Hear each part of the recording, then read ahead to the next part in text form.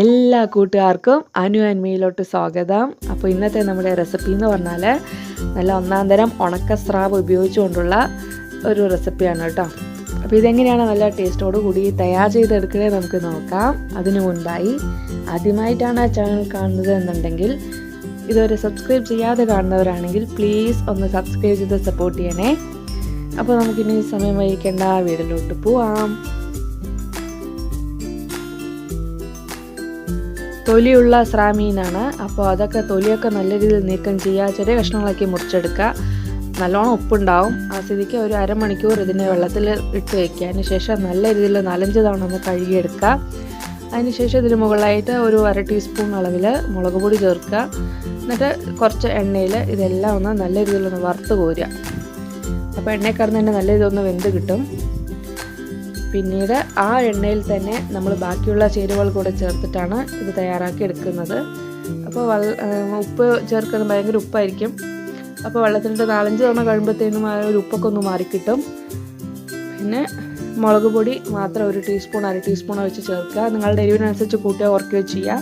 നല്ല രീതിയിലൊന്ന് വറുത്ത് മാറ്റി വയ്ക്കുക. അപ്പോൾ മീൻ വറുത്തെടുത്ത അതേ എണ്ണയിൽ തന്നെയാണ് 2 സവാള ഇതുപോലെ ചെറിയ കഷ്ണങ്ങളാക്കി മുറിച്ചത് കൂടെ ചേർത്ത് വഴറ്റുക. അപ്പോൾ മീനിൽ ഇറങ്ങിയിട്ടുള്ള ആ ഒരു എരിവും ഉപ്പൊക്കെ ആ ഒരു എണ്ണയിലുള്ളതുകൊണ്ട് ഇത് പ്രത്യേകിച്ച് ഉപ്പും എരിവും നടേണ്ട കാര്യമില്ല.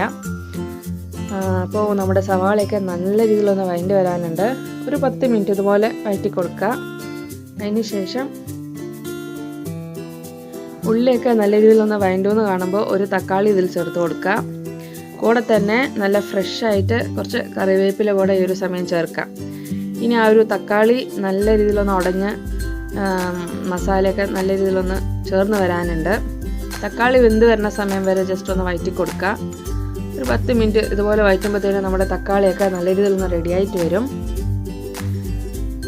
പിന്നെ ഇതിൽ സ്വല്പം 1/2 ടീസ്പൂൺ അളവിൽ മുളക് പൊടിയും ഒരു ടേസ്റ്റിന് വേണ്ടിയിട്ട് ചിക്കൻ മസാല കുറച്ച് ചേർത്ത് കൊടുക്കുന്നുണ്ട്.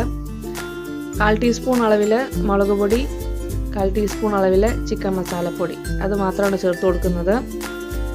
ഇനി ഇതുകൂടെ ചേർത്ത് മസാല കുറച്ചു നേരം കൂടെ ഒന്ന് വഴറ്റി കൊടുക്കുക. നമ്മുടെ പൊടികളുടെ ആ ഒരു സ്മെല്ലൊക്കെ ഒന്ന് മാറി വരട്ടെ. അതിന് ശേഷം നമ്മൾ ഇതിന് മുകളിലായിട്ട് നമ്മൾ വറുത്ത് വെച്ചിട്ടുള്ള സ്രാമീനും കൂടെ ചേർത്ത് കൊടുക്കുകയാണ്. മസാലയൊക്കെ റെഡിയായെന്ന് കാണുമ്പോൾ വറുത്ത് വെച്ചിട്ടുള്ള മീൻ കൂടെ ഈ ഒരു സമയം ചേർത്ത് കൊടുക്കുക. ഇതെല്ലാം കൂടെ നല്ല രീതിയിലൊന്ന് യോജിപ്പിക്കാം. അതിന് മുമ്പായി കുറച്ച് മല്ലിയില കൂടെ ചേർത്ത് കൊടുക്കുന്നുണ്ട്. ഇനി എല്ലാം കൂടെ നന്നായിട്ടൊന്ന് യോജിപ്പിക്കാം. അപ്പോൾ ഇത്രയേ ഉള്ളൂ, നമ്മുടെ ടേസ്റ്റി ആയിട്ടുള്ള നല്ല ഒന്നാം തരം സ്രാവ് ഇവിടെ റെഡിയായി വന്നിട്ടുണ്ട്. നല്ല ചൂട് ചോറിനോടൊപ്പമൊക്കെ കഴിക്കാൻ പറ്റിയ നല്ലൊരു റെസിപ്പിയാണ്. അപ്പോൾ എല്ലാവരും ഇതുപോലെ തയ്യാറാക്കി നോക്കുക. വീഡിയോ ഇഷ്ടമായി കാണുമെന്ന് വിചാരിക്കണോ. വീഡിയോ ഇഷ്ടമായി ലൈക്ക് ചെയ്യുക, ഷെയർ ചെയ്യുക, സബ്സ്ക്രൈബ് ചെയ്ത് സപ്പോർട്ട് ചെയ്യാനും മറക്കരുതേ. Thanks for watching.